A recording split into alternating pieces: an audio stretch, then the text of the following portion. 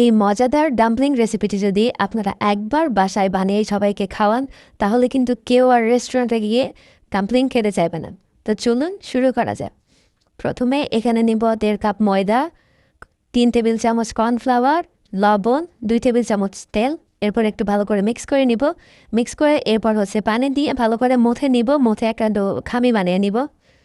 এরপর খামিটা একটু নরম হতে হবে, রুটির খামি যেরকম হয় বেসিক্যালি সে 15 মিনিট রেস্টে রাখবো। এরপর নিলাম 150 গ্রাম মুরগি, আধা কাপ গাজর, 3 টুকরা আদা, 2 টুকরা রসুন, 3টা বড় কাঁচামরিচ, একটা বড় পেঁয়াজ, ধনিয়া পাতা আর 1 কাপ মতো বাঁধাকপি। এরপর 1 টেবিল চামচ মতো লেবুর রস। এরপর দিব স্বাদ মতো লবণ, 1 টেবিল চামচ চিনি, 1 চা চামচ কালো গোলমরিচের গুঁড়া আর 1 টেবিল চামচ সয়া সস। এগুলো ভালো করে ব্লেন্ড করে নিব। ব্লেন্ড করে নেওয়ার পর দেখতে কিছুটা এরকম দেখাবে, দেখতে অনেক বেশি সুন্দর লাগছে, একটু কাছে থেকেও দেখে নিন। এরপর শেপ কাটার দিয়ে এরকম গোল গোল করে সব রুটি কেটে নিব। তারপর আমি এখানে 2টা মোমোর ভাজ দেখাবো। প্রথমটাতে মাঝখান দিয়ে পুর দিয়ে পুরাটাই পুলিশে পেটের মতো ভাজ করে নিব, যাতে কোন দিক দিয়ে বাতাস না ঢুকে, এদিক দিয়ে খেয়াল রাখবেন। এরপর 2টা কর্নার একসাথে নিয়ে ফোল্ড করলেই একটা সুন্দর মোমোর শেপ হয়ে যাবে। প্রথমটা হয়ে গেল। এরপর দ্বিতীয়টা আবার মাঝখান দিয়ে পুর দিয়ে 2টা রুটির 2 মাছ বরাবর নিয়ে একটু ভালো করে চেপে ধরতে হবে। এরপর এক সাইড থেকে কুচির মতো ভাজ করব।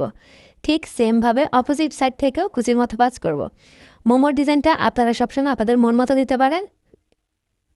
এরপর এভাবে আমি আস্তে আস্তে সবগুলো করে নেব। আমি এখানে প্রায় 16টা মতো মোমো করেছি। এখন একটা ফ্রাই প্যানে 1 টেবিল চামচ বাটার, 2 টেবিল চামচ কুকিং অয়েল, 1 টেবিল চামচ আদা কুচি, 1 টেবিল চামচ রসুন কুচি দিয়ে একটু ভালো করে সটে করে নিব। একটু ব্রাউন হলেই 1 চা চামচ সেসিমি সিডস দিব আর একটু সটে করে নিব। এরপর দিব 1 টেবিল চামচ চিলি ফ্লেক্স। এভাবে হয়ে গেল আমাদের গার্লিক চিলি অয়েল। এখানে দিব 4 কাপ পানি। তারপর দিব স্বাদ মতো লবণ, 1 চা চামচ কালো গোলমরিচের গুঁড়া, 2 টেবিল চামচ সয়া সস, 3 টেবিল চামচ টমেটো সস। এরপর এগুলো আবার ভালো করে মিক্স করে নিব। এখন দিব 1 টেবিল চামচ চিনি। এরপর এটা একবার সিদ্ধ করে নিব। এরপর ডাম্পলিংগুলো সব একসাথে দিয়ে দিব। এরপর এটাকে 5 থেকে 10 মিনিট মতো সিদ্ধ করব। সিদ্ধ করার পর এখানে দিব 2 টেবিল চামচ কর্নফ্লাওয়ার। কর্নফ্লাওয়ার দেওয়ার পর কিন্তু বেশিক্ষণ সিদ্ধ করা যাবে না।